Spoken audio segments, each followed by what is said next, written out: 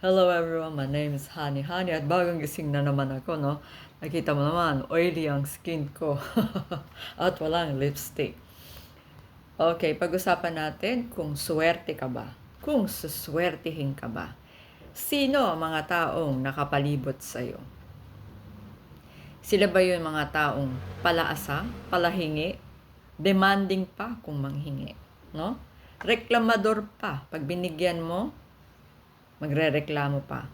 Kapag ganyan ang mga tao nakapaligid sa iyo, sigurado hindi ka suswertihin.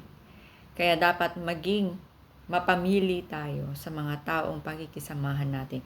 Kahit kaibigan, kapamilya, mga taong sumusuporta sa atin. Kapag ang mga taong sumusuporta sa atin, mga negative, madadamay tayo. Kung ano yung mga nirereklamo nila sa buhay nila, madadamay tayo. Kaya dapat iwasan nating magreklamo. Ang mas magandang isipin natin kung paano nating mapapabuti ang ating sarili. Pagandahin ang ating sarili.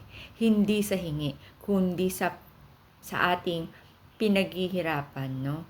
Pinagkakakitaan. Kasi binigyan tayo ni God ng lakas para gamitin yung natitira ng lakas natin sa mabuting paraan. Kung sa tingin nyo mabuti yung manghingi, hindi ka mabubuhay sa hingi. Mamamatay ka pa rin sa hingi. Mas mabuting mabuhay ng may dangal.